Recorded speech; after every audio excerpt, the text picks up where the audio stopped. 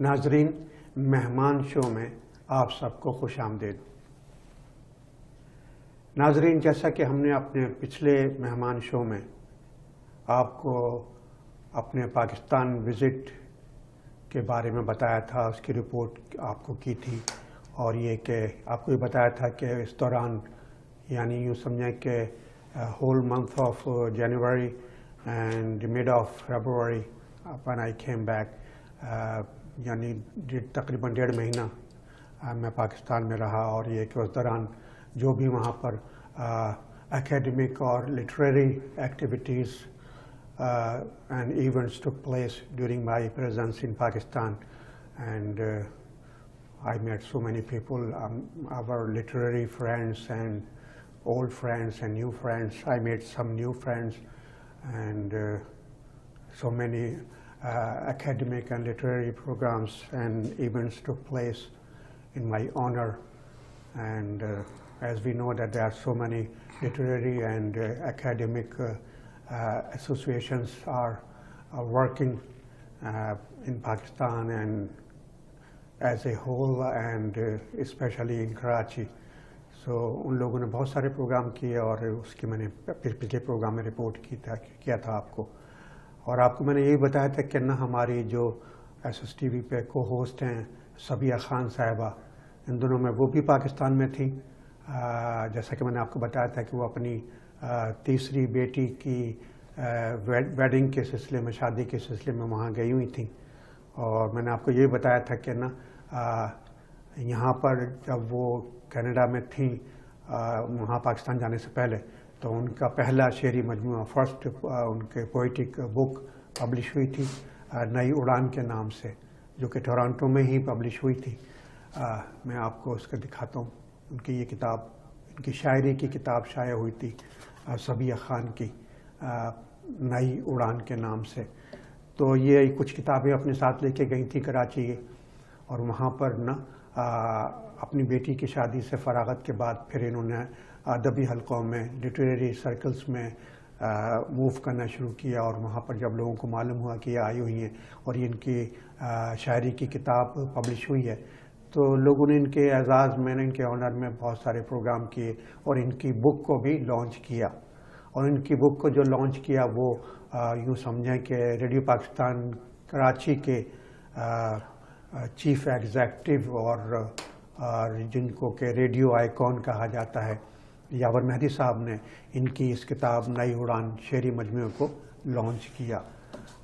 اور یہ کہ اس موقع پر نا بہت سارے لوگ، شہر کے لوگ جمع ہوئے، جنہوں نے صبیہ خان صاحبہ کے بارے میں اپنے خیالات کا اظہار کیا، ان کے فن کے بارے میں، ان کے ہنر کے بارے میں، ان کی جو کارکردگی ہے، ان کی جو صلاحیتیں اللہ نے دی ہیں، اور جس خوبصورتی سے یہ شعر کہتی ہیں اور نثر لکھتی ہیں، اس کے بارے میں لوگوں نے پیپر پڑھے اپنے۔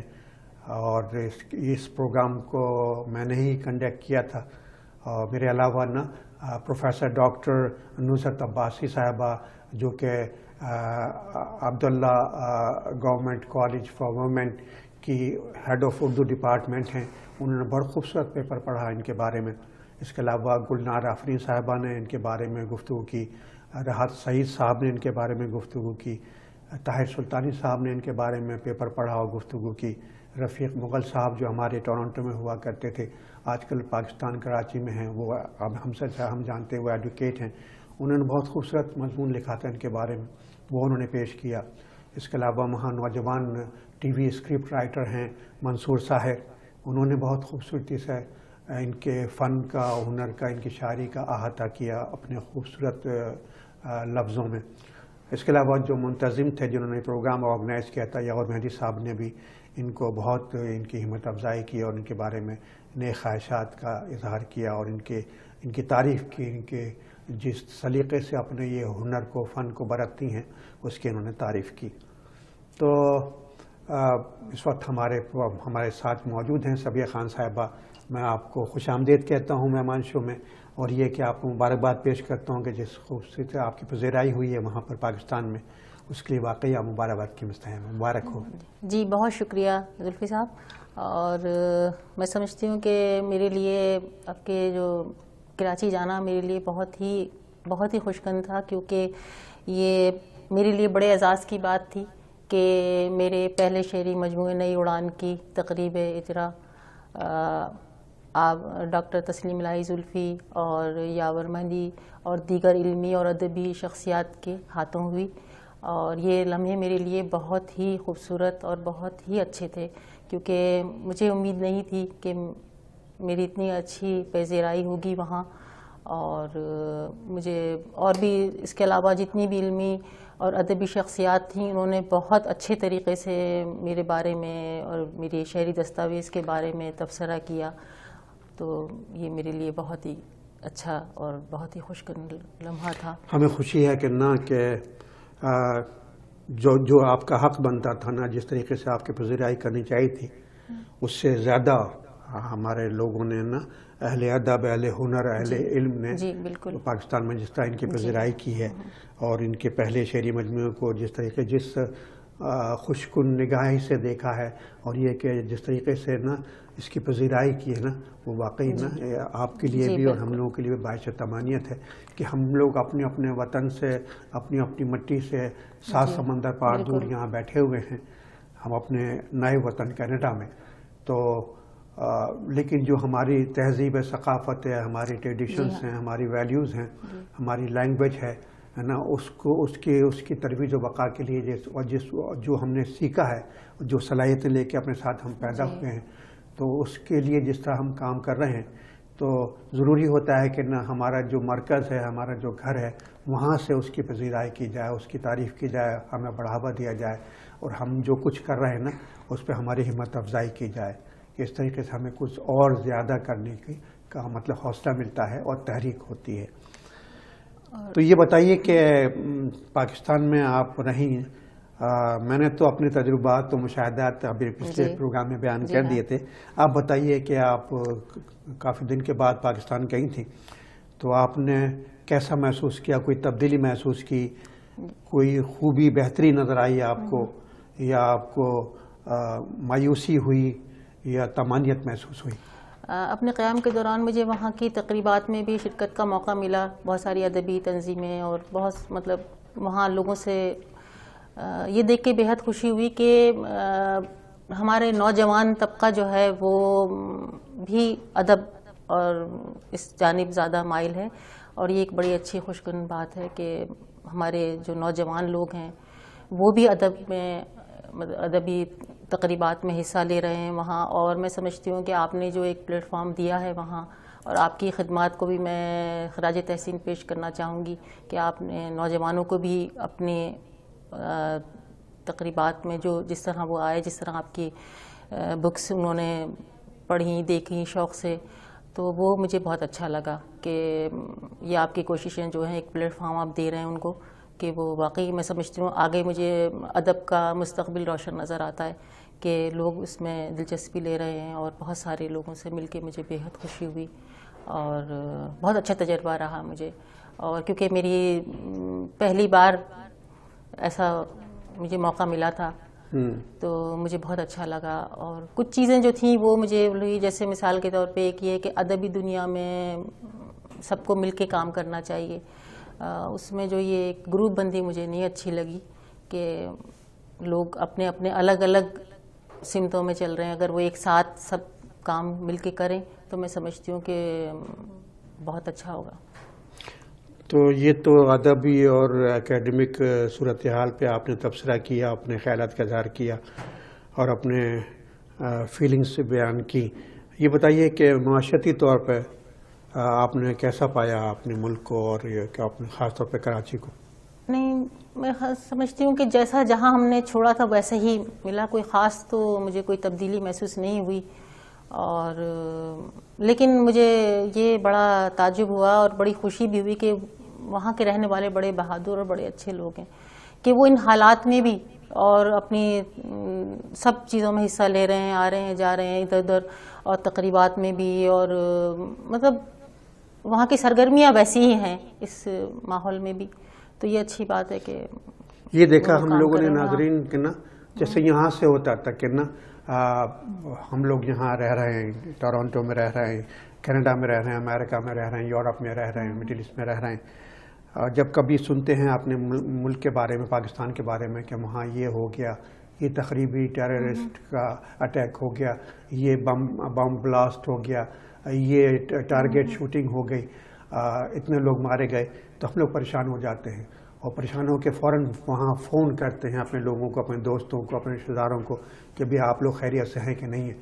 لیکن ہمیں حیرت ہوتی ہے جب اس وقت کہ جب ہم ان کو فون کرتے ہیں کہ بھی ابھی ہم نے ٹی وی پہ دیکھا ہے کہ بم بلاسٹ ہوا ہے، اتنے لوگ مر گئے ہیں، اور تو آپ لوگ خیریت سے ہیں، تو وہ کہتے ہیں کہ نہیں، کچھ ایسا نہیں ہوا، وہ تو فلاں علاقے میں، فلاں محلے میں اور فلاں جگہ پہ ہوا تھا، ہمارا علاقہ محفوظ ہے. یعنی اس سے اندازہ کیجئے ناظرین کہ لوگ اتنے عادی ہو گئے ہیں، بیچارے وہ کریں بھی کیا. ظاہر ان کو، ہم لوگ تو چونکہ یہاں سے وزٹ کرنے جاتے ہیں تو اگر وہاں کے حالات خراب دیکھتے ہیں تو فوراً وہاں سے ہم واپس آ جاتے ہیں کینیڈا یا امریکہ یا کہیں جہاں پہ ہم رہتے ہیں، جہاں سے ہم جاتے ہیں. لیکن وہ لوگ تو وہیں رہتے ہیں، ان کو تو وہیں پر رہنا بسنا ہے، ان کو اپنا پیٹ بھی پالنا ہے، اپنے روزگار کے لیے باہر بھی نکلنا ہے. تو یہ وجہ ہے کہ وہ لوگ اب ایک طرح سے عادی ہو گئے ہیں، انہوں نے تمام صورتحال کو ایک طرح سے قبول کر لیا ہے، کیونکہ اس کے سوا کوئی چارہ ہی نہیں ہے. اب تو وقت دعا ہے کہ ہم اللہ تعالیٰ ہمارے جو سیاستداں ہیں، ہمارے جو حکمران ہیں، اللہ تعالیٰ ان کو توفیق دے کہ وہ اپنے بینک اکاؤنٹ بھرنے کے علاوہ، اپنے لوگوں کو نوازنے کے علاوہ بھی عام پبلک کے بارے میں بھی وہ سوچیں، ان کی بہتری بھلائی کے لیے کام کریں.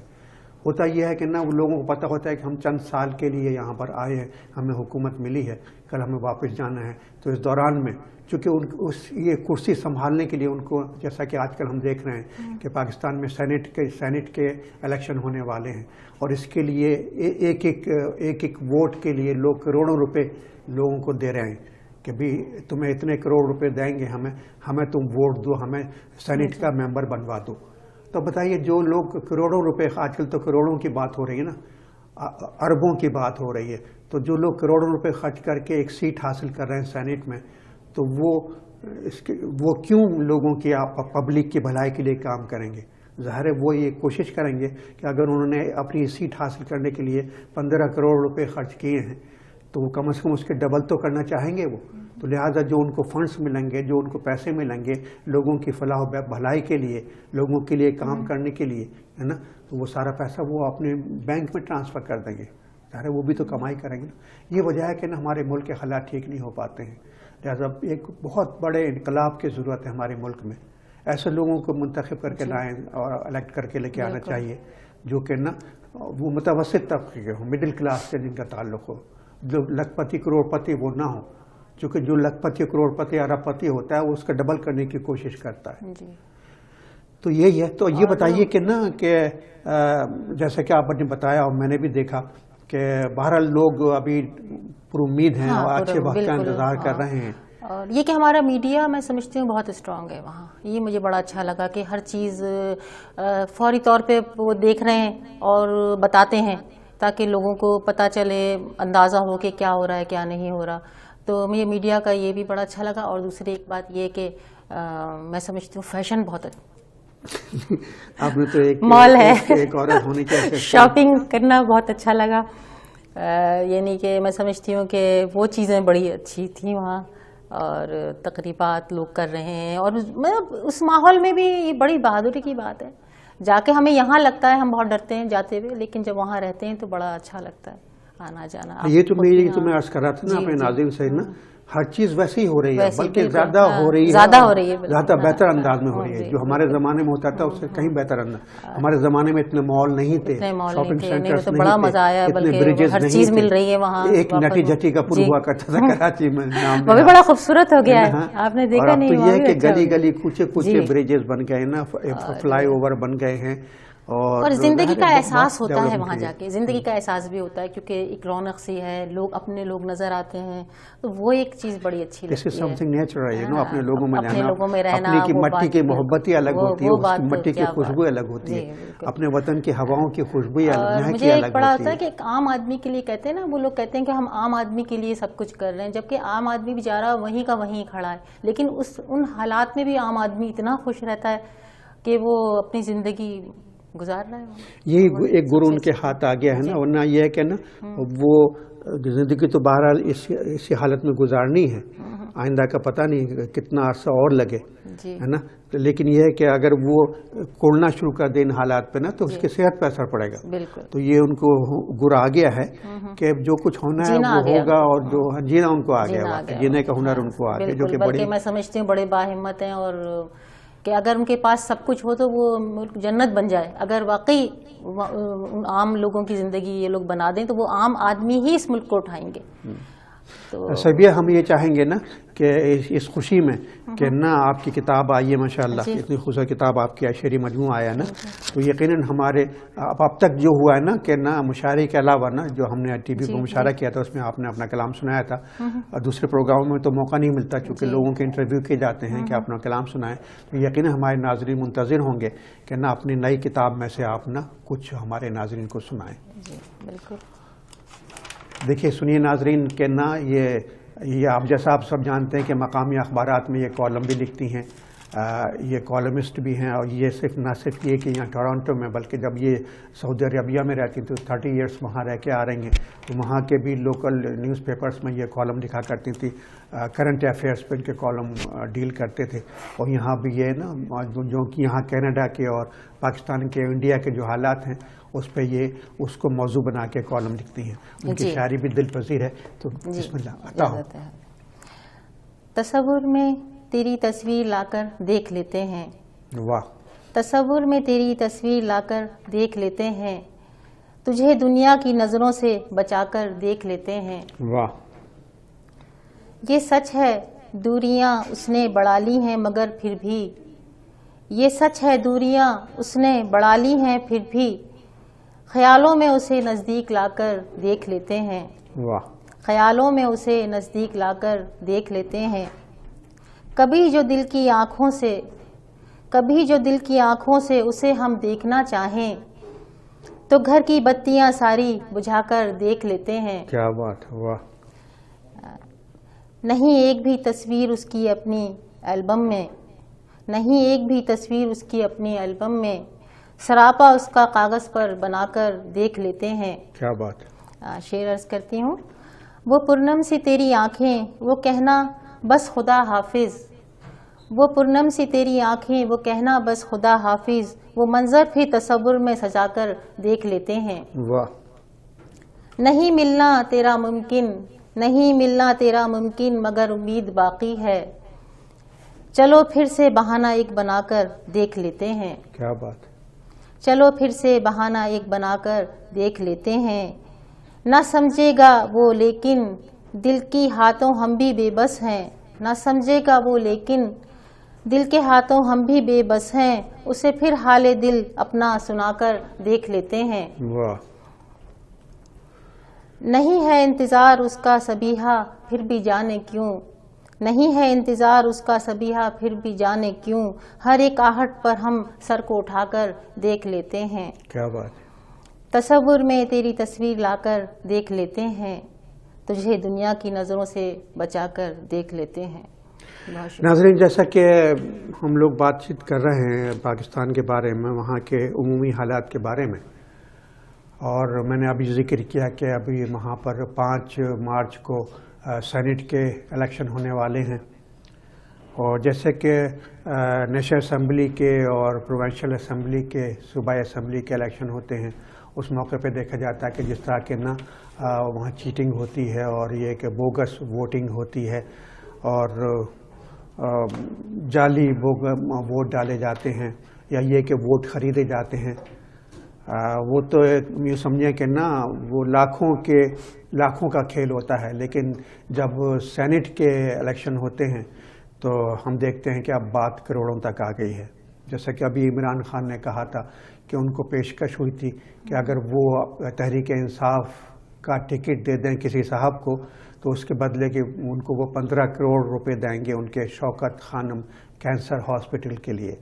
اب بتائیے صاحب, جیسا کہ میں نے عرض کیا آپ سے کہ جو شخص سیٹ خرید کے آئے گا, ووٹ خرید کے آئے گا, 15 کروڑ لگا کے آئے گا, یہ تو 15 کروڑ یکمشت دیے جاتے ہیں. اس کے علاوہ الیکشن کے دن اور دوسرے کاموں کے لیے اس کی پبلسٹی کے لیے کتنے پیسے خرچ کیے جاتے ہیں.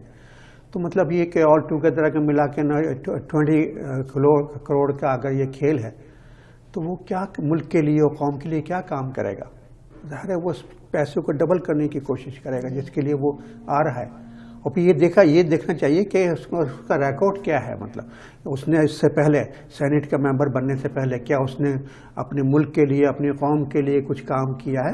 اپنے علاقے کے لیے اپنے شہر کے لیے اپنے لوگوں کے لیے کوئی کام کیا ہے سوائے اس کے کیا اس نے اپنا بزنس کیا ہے؟ اس نے بلیک منی کو اب وائٹ کرنے کی کوشش کر رہا ہے.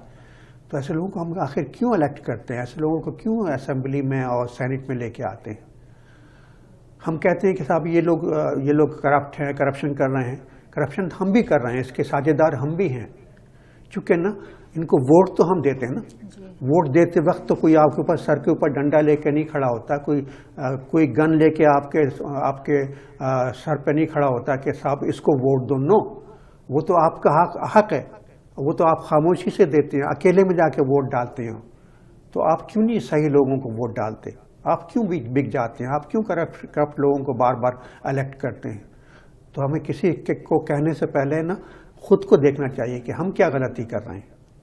اور سب سے بڑی بات یہ ہے کہ کہا جاتا ہے کہ صاحب دنیا کو بدل دو، دنیا ٹھیک ہو جائے، دنیا سے برائیاں ختم ہو جائیں. ارے بھائی، کہا جاتا ہے کہ کوئی آپ کو نیکی کرنی ہے، اچھا کام کرنا ہے تو اس کی شروعات جو ہے نا وہ اپنے گھر سے کرو، خود سے کرو. اگر آپ کو دنیا کو بدلنا ہے، دنیا کو اچھا بنانا ہے تو خود اچھے بنو. اگر انسان خود اپنی ذمہ داری لے لے کہ میں اچھا بن جاؤں گا، ہر کوئی اپنی اپنی ذمہ داری لے لے تو اس کا مطلب یہ ہے کہ ایز اے ہول پورے سب لوگ اچھے ہو جائیں گے. ہم دوسروں کو کہتے ہیں کہ وہ خراب ہے، وہ خراب ہے. ہم کتنے اچھے ہیں. دوسروں کو نصیحتیں ہم کرتے ہیں کہ تم ٹھیک ہو جاؤ، سدھر جاؤ، ایسا نہیں کرو. لیکن ہم کیا کر رہے ہیں؟ تو ہم اگر ہر کوئی اپنی اپنی ذمہ داری لے لے تو پھر یہ دنیا جنت نہیں بن جائے گی کیا؟ مجھے امید ہے کہ ہم لوگ نہ اس بات کو سنجیدگی سے سوچیں گے، غور کریں گے، تاکہ نہ یہ رونے کے بجائے، شکایتیں کرنے کے بجائے، دہائی دینے کے بجائے ہم کچھ بہتری کام خود کو سدھاریں، اپنے لیے اچھا کام کریں. صبیہ صاحبہ، آپ کا بہت بہت شکریہ کہ آپ تشریف لائیں، اور آپ کو ایک بار پھر مبارک ہو. اور ناظرین، میں آپ کو ایک بات اور بتاتے چلوں کہ جیسا کہ ہم لوگ کرتے ہیں کہ Karachi university graduates forum Canada کی جانب سے ہماری جو یہاں کے جو رائٹرس ہیں ان کی جب بک پبلش ہوتی ہے تو اس کو ہم لوگ لانچ کرتے ہیں اپنے بینر تلے.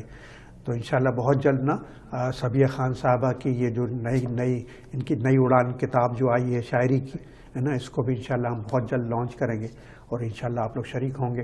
اسی موقع پہ آپ کو یہ صبیہ خان صاحبہ اپنے دستخط کے ساتھ نا یہ آپ کو کتاب دیں گی. تو انتظار کیجیے اور اس دن کا، اس پروگرام کا. اور انشاءاللہ آپ لوگوں سے اگلے پروگرام میں پھر ملاقات ہوگی. اب تسلیم الہی زلفی کو اجازت دیجیے. خدا حافظ.